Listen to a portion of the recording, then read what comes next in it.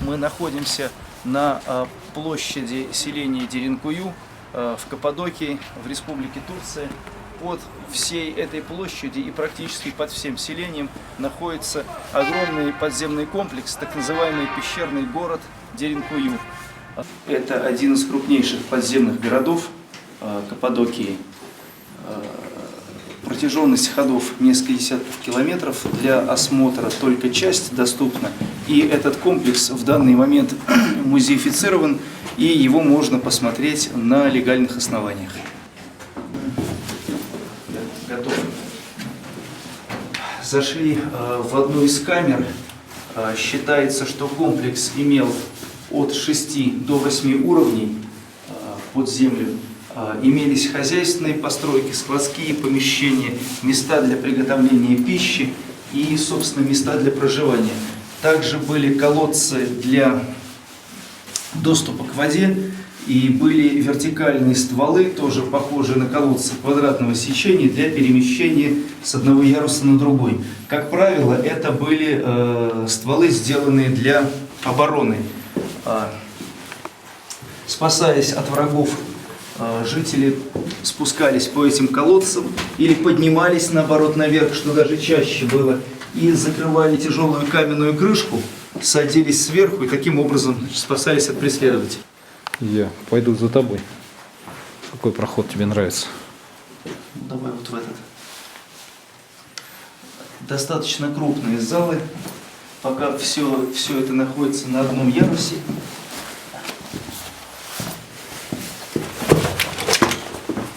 Вот остатки какого-то вертикального ствола, с помощью которого, вероятно, соединялось это подземелье с поверхностью. Двигаемся дальше. Здесь турецкие инженеры провели электричество. Виден в ходу характерный способ разработки, то есть выработки породы. Рубили каким-то теслом, то есть какой-то ручной инструмент с такой вот рубилкой или с клювом. Вот таким образом вытесывалась эта порода. Нахожусь сейчас в какой-то маленькой камере с углублениями в полу. Какое назначение, точно сказать не могу, но, по всей видимости, назначение хозяйственное. Вот такие есть характерные, вытесанные в камне проушины. Есть версия, что за эти проушины привязывали домашних животных, которые тут находились, мелких, коз и овец. Надо сказать, что порода – это вулканический туф, который здесь нападал вследствие многочисленных извержений несколько десятков миллионов лет назад. Порода достаточно мягкая и хорошо пригодна для обработки вручную.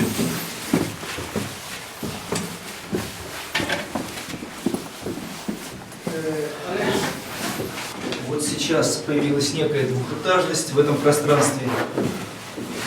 Мы спускаемся на более нижний уровень. Уже делается интересно. Начинаются длинные тоннели. Двигаемся вперед.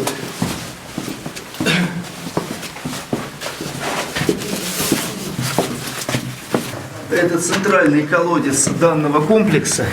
Глубиной он, как считается, 48 метров. Вон там внизу где-то ходят люди. Здесь много ярусов, выходят проходы разных этажей. Возможно, они когда-то соединялись, а может быть и нет. Сложно сказать. Вероятно, несколько у него было функций у этого колодца. Надо еще отметить, что этот подземный комплекс, он имел функцию хозяйственную, и жилую, и оборонительную одновременно. Идем на какой-то более низкий уровень. Ступеньки уже облагорожены. Сейчас узкий тоннель, глубокий. Спускаемся все ниже и ниже.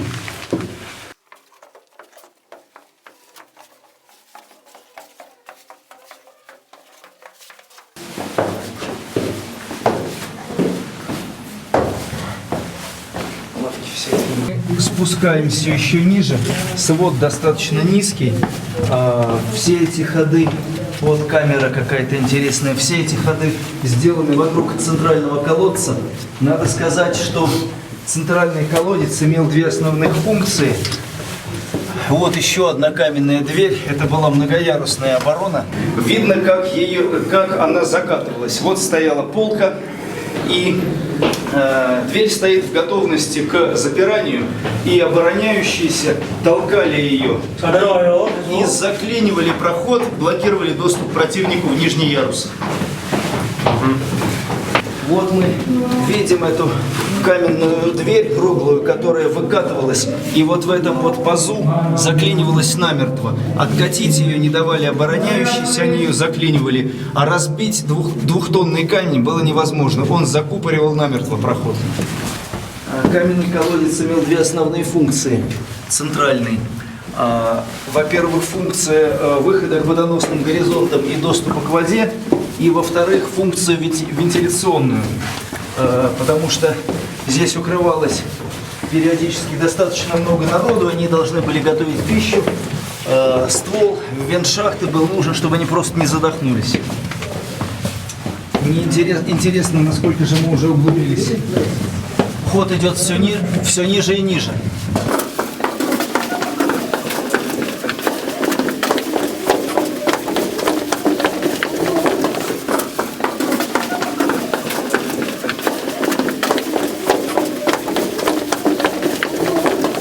Вышли в достаточно крупное помещение с тремя колоннами, арочными сводами. Невозможно пока понять его назначение, но такое ощущение, что какой-то зал собраний. По виду это не храм, а какое-то стратегическое место, куда сходилось несколько ходов и камер. Совершенно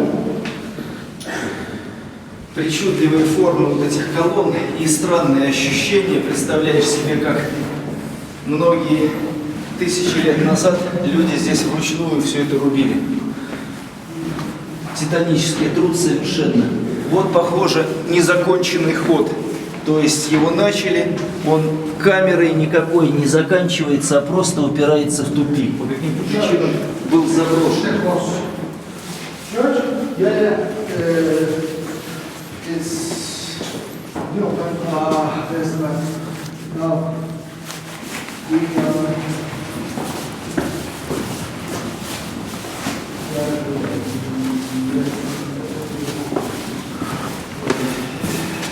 Куил.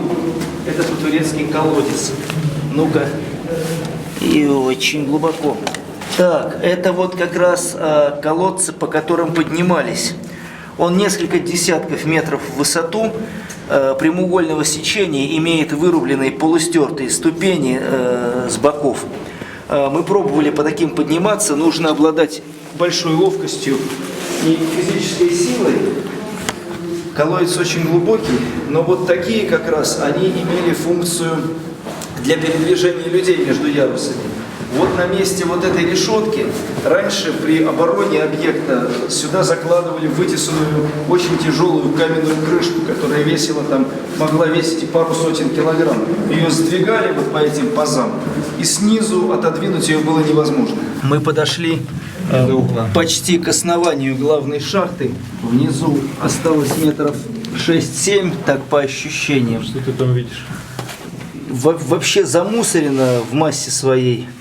Давай вот. Медленно наверх свет поднимем. Вверх, где-то там уголочек неба наверху. Угу. Видны многочисленные выходы с разных этажей в эту шахту, что подтверждает идею о вентиляции. Кстати, достаточно сильный сквозняк, прямо чувствуется, по лицу движется воздух. Сейчас мы находимся на глубине около 50 метров, в самой последней из доступных камер, куда ведет длинный наклонный коридор.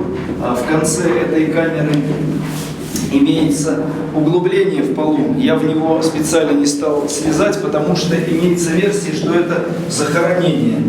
Одно или несколько, правда, точных данных нет. Местные краеведы считают, что это была одна или несколько могил в самом конце, в нижнем ярусе пещерного города.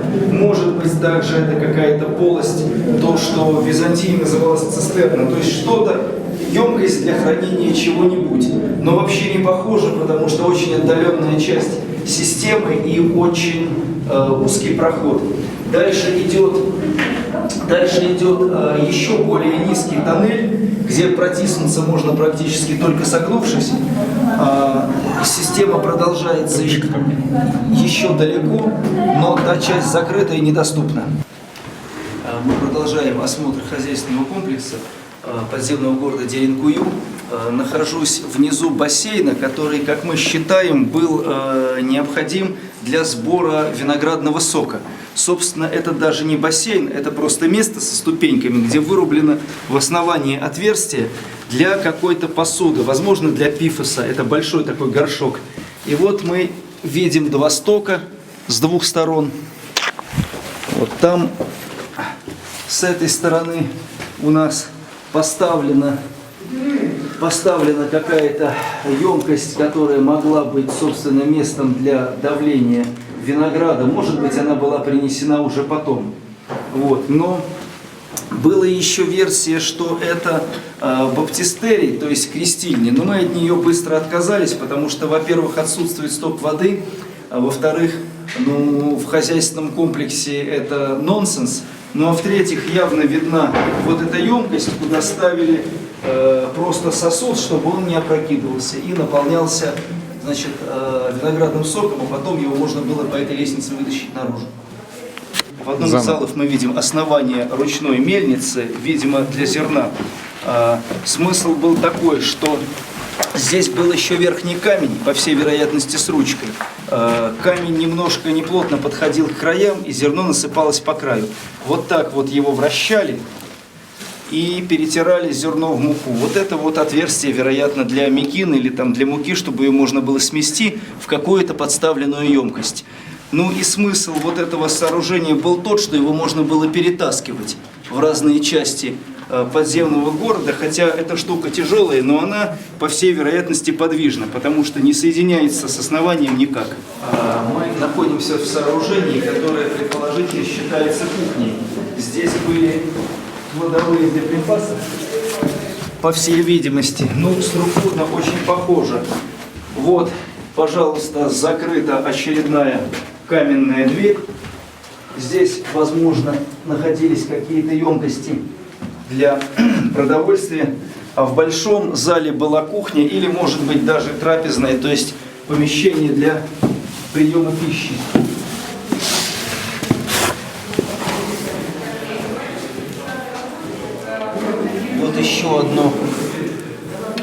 Вот еще одно какое-то помещение, непонятно мне его назначение, но может быть склад, другого что-то я не могу себе. Огонь. Выхода нет, но с другой стороны мог быть обвалом, он отрезан. Сейчас уже сложно понять. Здесь, конечно, своды восстановлены. Вон видна еще одна камера через уже более позднюю кладку, которой просто укрепляли это сооружение и спасли его тем самым от полного обрушения. Вот часто в подземных сооружениях, убежищах, вот подобные ниши вырубают просто для хозяйственных нужд, для того, чтобы сюда что-нибудь класть. Вот корейские туристы оставили корейские монетки.